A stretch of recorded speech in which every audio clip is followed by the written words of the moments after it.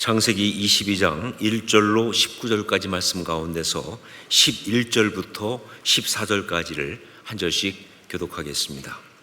제가 먼저 11절 말씀 봉독합니다. 여호와의 사자가 하늘에서부터 그를 불러 이르시되 아브라함아 아브라함아 하시는지라. 아브라함이 이르되 내가 여기 있나이다 하매 사자가 이르시되 그 아이에게 내 손을 대지 말라.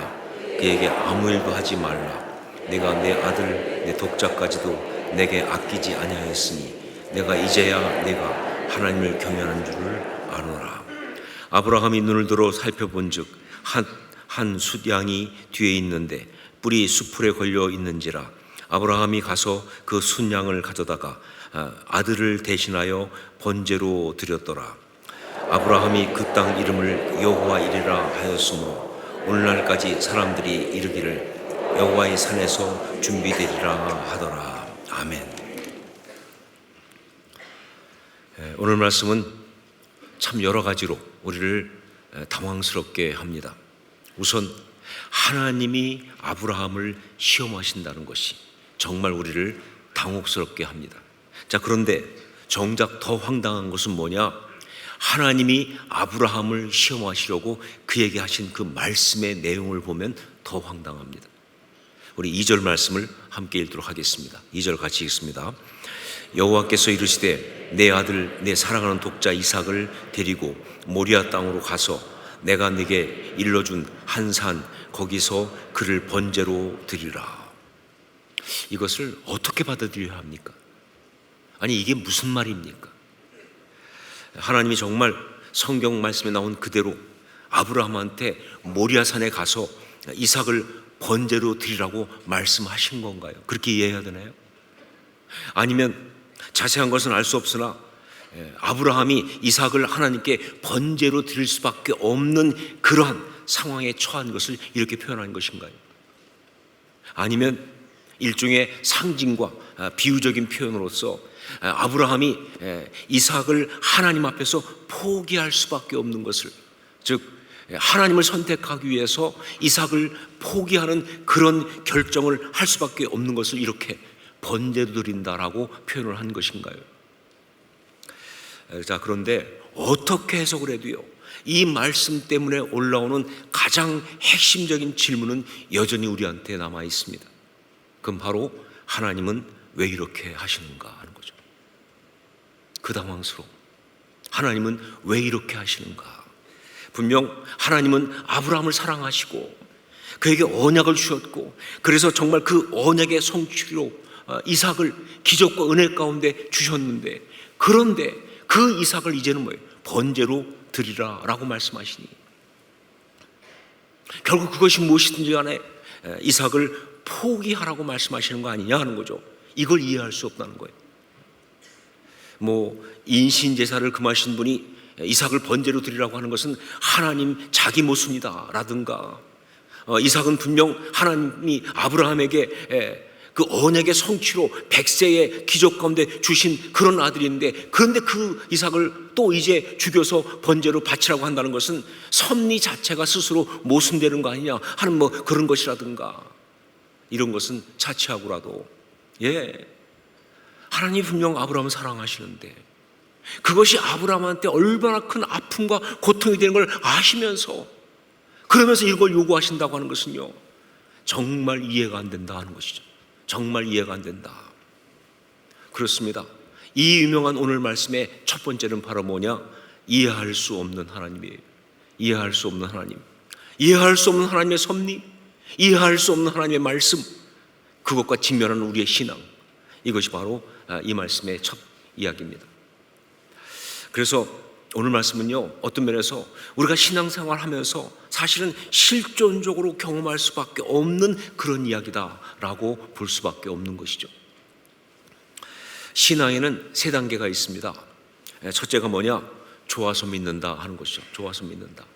그러니까 인간적으로 재미있고 즐거우니까, 만족하니까, 그러니까 믿는다 하는 게 첫 번째 단계. 두 번째 뭐냐? 믿어야 하니까 믿는다. 믿어야 하니까 믿는다. 그게 옳은 거니까, 그게 가치가 있으니까, 의미가 있으니까, 그래서 때로 힘들지만 그러나 믿어야 하니까 그래서 더 나은 삶을 위해서 믿는다 하는 것이죠. 세 번째는 뭐냐? 그래도 믿는다예요. 그래도 믿는다. 인간적으로 도저히 납득이 안 가지만, 이해할 수 없지만, 그러나 설명할 수 없는 그런 마음으로 하나님을 믿는 겁니다. 순종하는 것입니다. 종종 이래도 믿을래? 라는 질문이 올라오지만 그 질문에 대해서 그래도 믿는다 라고 대답하며 믿는 바로 그것. 여러분, 이 세 가지는요 우리 신앙에 다 있는 거죠. 그런데 진짜 신앙은 뭡니까? 세 번째 아닙니까? 그래도 믿는다. 예, 온전한 신앙은 반드시 세 번째로 가야 되는 거예요. 시작을 어디서 했든 간에. 이 창세기 22장에 아브라함의 이 이야기를 말할 때면 빼놓을 수 없는 사람이 하나 있습니다. 그 사람이 바로 덴마크의 실존주의 철학자 키에르케고르라고 하는 사람입니다. 이 키에르케고르, 이 사람은요 실존주의 철학자인데 정말 중요한 게 뭐냐? 그냥 실존주의 철학자가 아니라 신앙인이라는 사실이에요. 신앙적 실존주의 철학자예요. 그래서 정말 우리한테 중요한 사람이죠. 이 키에르케고르가 인간의 실존을 세 단계로 보았습니다. 근데 이것이 바로 제가 조금 전에 말한 신앙의 세 단계와 너무 비슷해요. 첫 번째가 뭐냐? 미적 실존이라는 거예요. 미적 실존. 뭐냐? 인간 가운데 어떤 사람들은 그 실존은 뭐냐? 외적인 것에서 쾌락과 즐거움과 만족을 찾으려고 추구하며 살아가는 그런 사람이다 하는 것입니다. 인간은 그렇다는 거예요. 밖에 있는 것들, 돈이나 뭐 혹은 뭐 어떤 그런 물질이나 어떤 명예나 사람들의 어떤 것이나 그런 것에서 만족을 찾으면서 쾌락과 어떤 즐거움을 찾으면서 그렇게 살아가고 추구하고 살아가는 그런 것이 인간의 실존인데, 그런데 이러한 미적 실존은 필연적으로 뭐냐? 권태와 뉘우침으로 갈 수밖에 없다는 거죠. 결국은 어쨌든 간에 권태와 그리고 이건 아니다 하는 뉘우침으로 갈 수밖에 없다. 이게 미적 실존으로 살아가는 인간의 실존이에요. 두 번째는 윤리적 실존입니다. 이 미적 실존에서 뉘우침이 오게 되면요 사람들은 이제 밖이 아니라 내면으로 들어가기 시작해요. 그래서 양심을 봅니다. 그 양심에 따라서 윤리 도덕적인 의무와 가치를 추구하면서 정말 양심적으로 도덕적으로 올바른 것, 가치 있는 것, 바른 것이 무엇인가를 정말 추구하면서 그러면서 살아가는 그런 실존, 그게 바로 인간의 또 하나의 실존이라는 거예요. 자, 그런데 결국 이것은 어디로 가느냐? 스스로 얼마나 무력한지를 깨닫는 순간에 다다를 수밖에 없다. 예, 유명한 이야기 그대로 안 되는 줄 알면서 왜 그랬을까? 그거예요.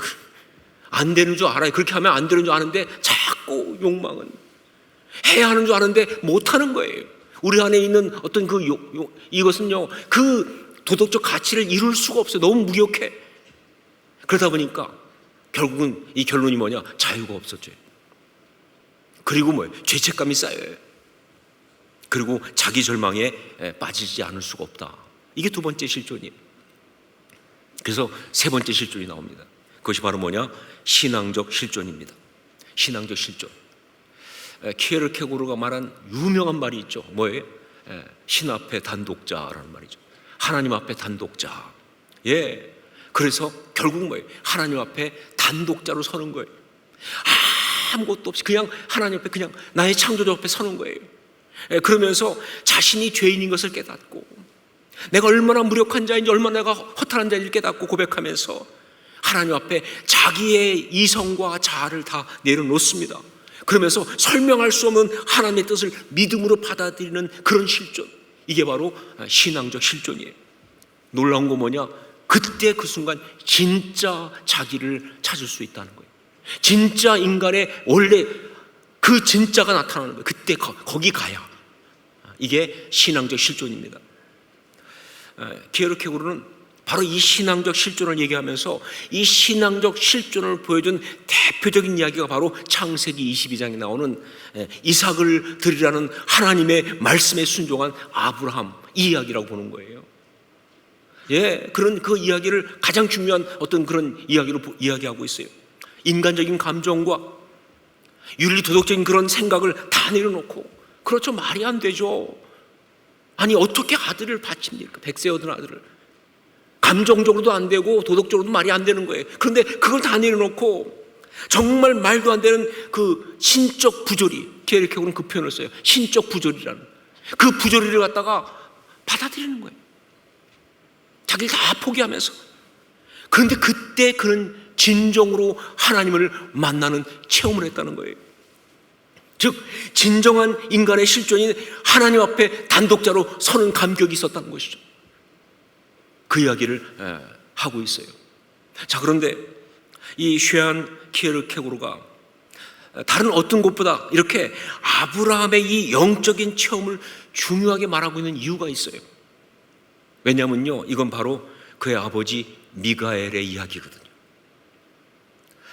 키에르케고르에게 가장 영향을 준 사람은 아버지 미가엘입니다. 미가엘 키에르케고르. 이 미가엘은요, 굉장히 가난한 집 출신이었습니다. 그래서 교육도 못 받았어요. 그런데 정말 믿음이 좋았어요. 하나님이 전격적으로 역사하셔가지고, 그래서 정말 놀라운 기회를 받아가지고 부를 쌓기 시작합니다. 그래서 성공을 해요. 재산도 많이 갖게 되고 성공하고, 그러면서 막 그냥 정말 나름 굉장히 성공적인 삶을 산 거예요. 믿음이 정말 좋은 상태에서. 자, 그러면서 이 미가엘은요, 그 키에르케고르 아들을 너무너무 사랑합니다. 그 아들은 그의 꿈을 이루어주는 사람이었어요. 자기는 교육을 못 받았지만 이 아들만큼은 정말 교육을 받고, 이 아들은 정말 훌륭한 사람으로 그렇게 살아가기 원해서, 그래서 온갖 사랑을 쏟고 그 다음에 교육 기회를 주고, 그렇게 그 아들을 정말 이렇게 서포트하는데, 그런데 그 아들이 방황하기 시작합니다. 키에르케고르의 표현대로 파멸의 길을 걷기 시작해요. 얼마나 힘들었겠습니까, 여러분? 아마 경험하신 분 아실 거예요. 얼마나 힘든지. 근데 그때 이 미가엘이 하나님 앞에서 이삭을 번제로 아브라함이 드렸던 것처럼 그 아들을 하나님께 온전히 올려드리는 그러한 체험을 하기 시작합니다. 네, 하나님 앞에서 그 아들에 대한 자기의 생각을 다 내려놓습니다. 자기의 주장 기대를 다 포기합니다. 하나님께 그냥 맡겨드립니다. 자, 그렇게 하면서 바로 그 아버지가 그 하나님 앞에 단독자로 서는 놀라운 경험을 한 거예요. 그런데 그런 경험을 한 그것 때문에 놀랍게도 키에르케고르가 돌아와요. 그가 하나님 앞으로 다시 돌아옵니다. 그런 역사가 있었던 것이죠. 그렇습니다. 아브라함에게 독자 이삭을 번제로 바치라는 이 말도 안 되고 받아들일 수도 없는 말씀은요, 하나님이 아브라함으로 하여금 참신앙 그 축복으로 갈 수 있도록 사실은 기회를 주신 거예요. 이건 기회를 주신 겁니다. 이 믿음의 도전은요, 참신앙의 사람으로 설 수 있도록 하나님께서 기회를 주시고 축복하신 거예요. 제가 주일학교 다닐 때 이 이야기를 들었거든요. 주일학교 때 많이 얘기하니까. 그런데 주일학교 때 이 아브라함 이야기를 선생님들이 하면서, 또 전사님이 하면서 뭐라고 말씀하셨느냐, 하나님이 아브라함에게 이삭을 번제로 바치라고 말한 것은 이삭이 태어나고 났는데 아브라함이 너무 이삭을 이뻐해서, 그렇게 했죠. 100살에 얻었으니까. 그래서 너무 사랑해가지고 이삭에게 빠졌다는 거예요. 그래서 하나님이 이건 안 된다, 그래가지고 이삭을 번제로 바치라 하면서 하나님을 더 사랑하느냐 이삭을 더 사랑하느냐 이렇게 물으신 거라는 거예요. 그러면서 하나님보다 다른 걸 더 사랑하면 안 된다, 이삭을 더 사랑하면 안 된다 라고 하시면서 그렇게 말씀하신 것이다. 그런데 그 얘기를 들을 때 어린 제 마음에도 이건 아니다 싶더라고요. 뭔가 이건 아니다 싶은 거예요. 그리고 그러면서 부작용이 생겼는데 뭐냐, 한쪽 마음에 하나님을 향한 두려움이 생겼어요. 어떤 거냐면요, 하나님은 내가 사랑하는 것은 다 뺏어가려고 그러신다. 혹시 여러분 그런 거 없으세요? 하나님은 내가 사랑하는 것은 다 뺏어가셔. 내가 하나님 앞에서 너무 사랑하면 안 돼, 그러니까.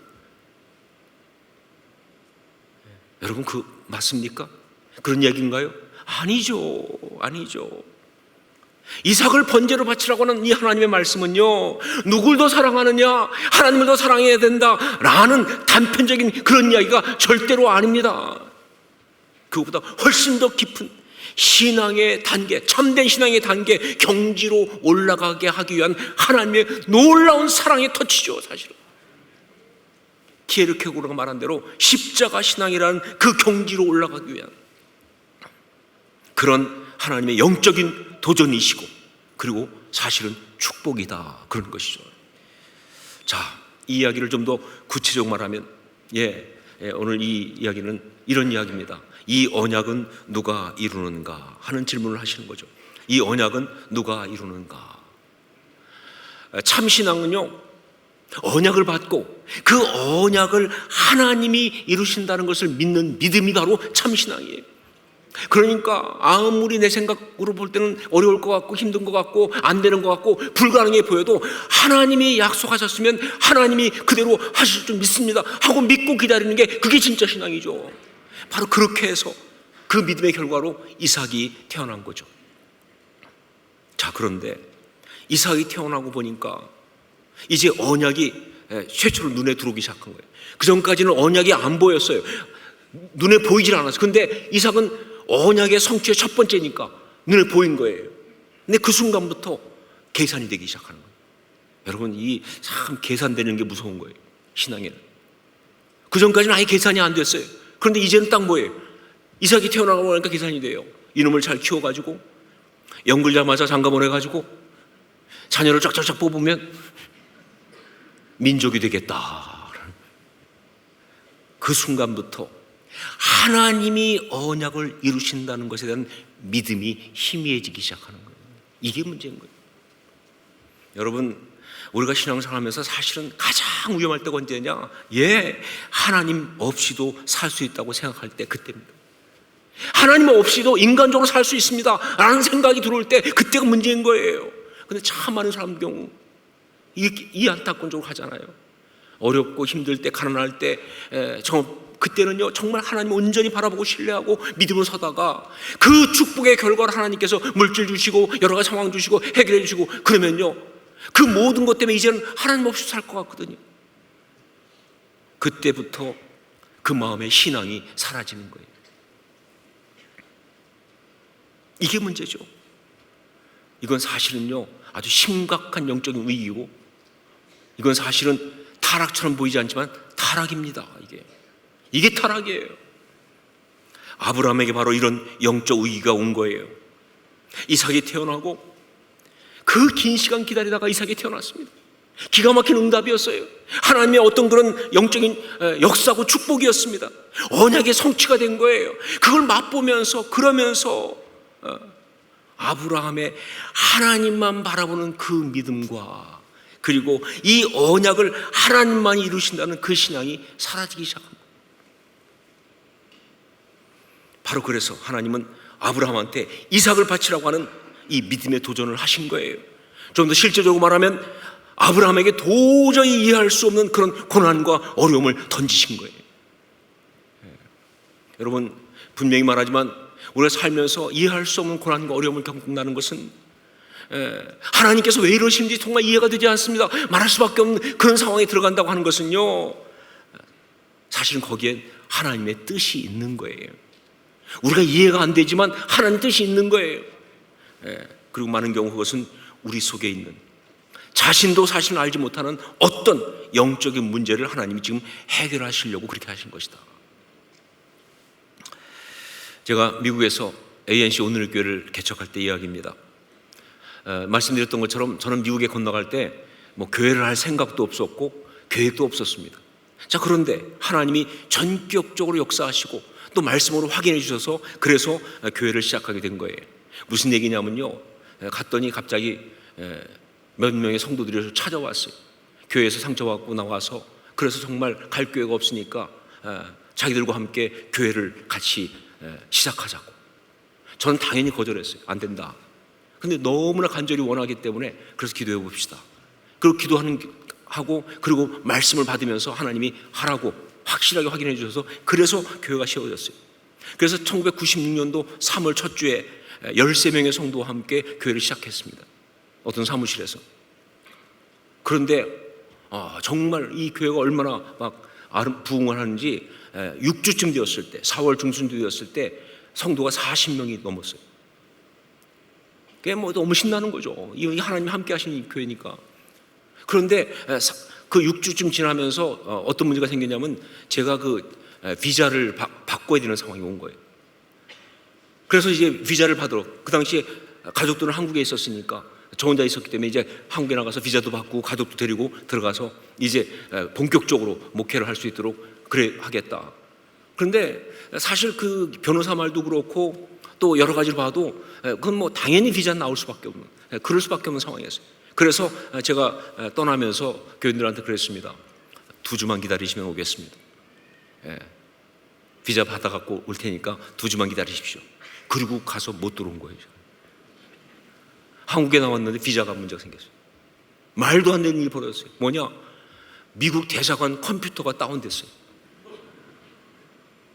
아니 어떻게 이런 일이, 미 대사관 컴퓨터가 다운되니까 비자 업무 자체가 진행 안 돼요. 거기다가 왜 그런지 모르지만 제 서류를 대사관에서 잊어버렸어요. 이게 어디가 어느 서랍에 가 있는지 찾을 수가 없는 거예요. 그래가지고 비자를 안 주는 거예요. 뭐 인터뷰 자체도 안 주는 거예요. 정말 2주면 가겠다고 했는데 2달이 지나도 전혀 강반무소식. 교인들은 뭐 그냥 더 못 기다립니다. 어떻게 하면 좋습니까? 막 이러고 연락은 오지. 정말 너무 힘들었어요. 하루하루가 힘들었어요. 그런데 그때 정말 저를 힘들게 한 게 뭐냐? 바로 하나님 왜 이러시는지 그거였습니다. 분명히 이거는 하나님이 개입하신 거 맞거든요. 안 그러면 이런 일이 있을 수 없으니까. 그런데 아니 하나님 교회를 시작하라고 확인도 해주시고 성도들을 그렇게 세워주시고 그러니까 가서 교회를 목회하는 게 맞는데 왜 하나님은 가서 목회를 할 수 없도록 이 비자를 막으시는지, 하나님 뜻이 뭡니까 도대체? 이게 정말 저를 힘들게 했어요. 그래서 그래가지고 씨름하다가 어느 날 아침에 큐티를 하면서 제가 하나님 앞에서 완전히 터졌습니다.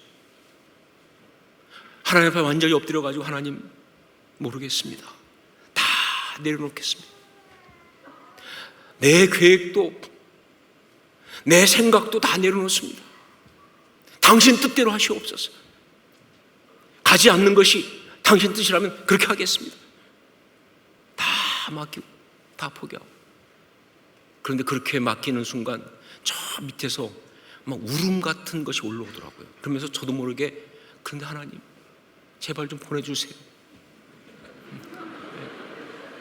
정말 제발 좀 보내주세요. 하나님.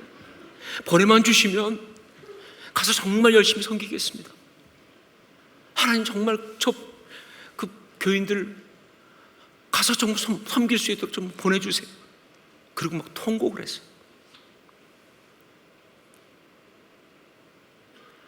그 체험이 바로 맞습니다. 하나님 앞에 단독자 체험이죠. 하나님 앞에 단독자 체험을 한 거예요. 근데 그 다음 날 대사관에서 연락이 왔어요. 비자 가져가라고. 인터뷰를 하자는 것도 아니고 아예 비자가 나왔다는 거예요. 이것도 이해가 안 되는 거예요. 그래서 그 비자를 받게 됐는데, 그런데 그러면서 제가 그때 깨달은 것이 있어요. 왜 하나님께서 그렇게 하셨는지. 네, 그렇습니다. 사실은 제 마음속에 어떤 마음이 있었냐면요, 이 교회 내가 하자고 한 거 아니야. 당신들이 먼저 하자고 그랬어. 이 마음이 있는 거예요. 이거 교만이죠. 그리고 이 마음 그냥 갖고 목회하면요, 이건 문제가 됩니다. 그렇지 않겠습니까? 아니 목회하면서 서로 힘들 일이 얼마나 많아요. 근데 그때마다 제 마음에 그 마음이 있으면 화가 안 나겠습니까? 아니 내가 하자고 하는, 당신들이 먼저 하자고 해놓고 이렇게 말하면 안 되지. 그런 어떤 마음이 생기면요, 그건 뭐 마귀에 그냥 휘둘리는, 그건 목회뿐 아니라 관계가 다 그래요. 뭐 부부관계도 그렇고 다 그런 거예요. 부모 자식 간도 그래요. 사실은 하나님은 도저히 그대로 가면 안 된다는 걸 아신 거예요. 제 속에 있는 그 죄성을 본 거예요. 그래서 그렇게 힘들게 하면서 결국 제가 하나님 앞에 완전히 손들고 보내만 주시면, 이 얘기 나올 때까지 기다리신 거예요. 이게 하나님의 역사였습니다. 맞습니다. 우리는 겉으로는 모르지만 자신도 모르게 언약의 길을 간다고 하면서 마음속에 영적인 교만이나 욕심 혹은 왜곡된 자기 생각이나 편견들을 쌓아놓을 수가 있어요. 그럼 이거 심각한 거거든요. 그러다 보면 결국 뭐예요? 정말 중요한 영적인 것을 놓쳐요. 뭐 때문에 이 길을 가고 있는지 그 영적인 초점을 놓치고, 그리고 더 중요한 게 뭐냐, 하나님이 주신 정말 소중한 사람들의 소중함을 잊어버린다는 거예요. 그래서 하나님이 흔드시는 겁니다. 그래서 하나님이 고난과 어려움을 통해서 흔드는 거예요. 깨달으라고, 얼마나 너에게 그 축복이 있는지, 네가 얼마나 중요한 자리에 서 있는지, 어떤 게 바른 것인지, 소중한 것이 무엇인지 깨달으라고 흔드시는 거예요. 겉으로 볼 때는 왜 이러시는지 이해가 되지 않는 그런 어려움을 주시면서 말이죠. 네, 다시 말하지만 이삭이 태어나고 성장하면서 하나님의 그 언약의 응답의 첫 부분인 이삭이 하나님의 은혜와 역사하심으로 태어나고, 그리고 잘 성장하면서 아브라함 마음속엔 역설적으로 하나님이 밀려나기 시작했습니다. 응답은 하나님이 주셨는데 역설적으로 하나님이 밀려나기 시작한 거예요. 하나님이 언약을 이루시고, 이 언약의 삶은 끝까지 하나님을 신뢰해야만이, 그래야만이 의미가 있다는 사실을 자꾸 잊어버리기 시작하는 거예요. 그리고 더 문제가 뭔지 아세요? 이삭조차도요, 자기 힘으로 사실은 키울 수 있는 게 아니잖아요. 하나님이 지켜주셔야 되는데 그걸 잃어버리는 거예요. 그래서 하나님은 그에게 모리아산으로 가서 이삭을 번제로 드리라 라는 충격적인 말씀을 하신 거고요. 그 이야기를 듣자마자 아브라함은 마치 잠에서 깬 사람처럼, 뭔가 잊었던 것을 깨달은 사람처럼 다음날 아침 일찍 일어나서 이삭을 데리고 모리아산으로 간 겁니다. 순종하면서 가면서 계속 아들이 묻습니다. 재물은 어디 있냐고. 사실 그것은 아들이 묻는 것이 아니라 자기 스스로 자기에게 계속 자기한테 올라오는 질문이기도 하죠.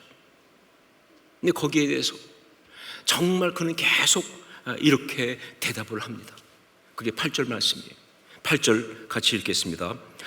아브라함이 이르되 내 아들아, 번제할 어린 양은 하나님이 자기를 위하여 친히 준비하시리라 하고 두 사람이 함께 나아가서, 이런 말입니다. 이해는 안 되지만 하나님이 뜻이 계신 줄 믿습니다. 이해는 안 되지만 하나님이 준비하신 것이 있겠죠. 전 그걸 믿습니다. 너무 두렵지만, 너무 답답하지만, 그러나 하나님의 뜻이 계심을 믿습니다. 이렇게 고백하고 순종하고 나아갔던 것이죠. 결과 하나님이 이삭을 그에게 돌려주셨습니다.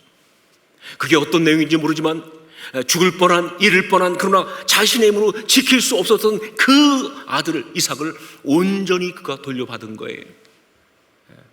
키에르케고르의 말대로 아브라함은 믿음으로 말미암아 이삭을 단념한 것이 아니라 믿음으로 말미암아 이삭을 얻었던 것이다. 네, 키에르케고르가 정확히 말했습니다. 아브라함은 믿음으로 말미암아 이삭을 단념한 것이 아니라 믿음으로 말미암아 이삭을 얻었던 것이다. 자, 그런데 여러분, 이삭을 온전히 돌려받았다는 것, 이게 이 이야기의 핵심이 아닙니다. 정말 이 이야기, 이 아브라함의 이야기의 정말 중요한 핵심은요, 아브라함의 이 이야기를 통해서 받은 가장 큰 축복은요, 이삭을 돌려받았다는 그것이 아니라 그러면서 체험한 하나님의 역사.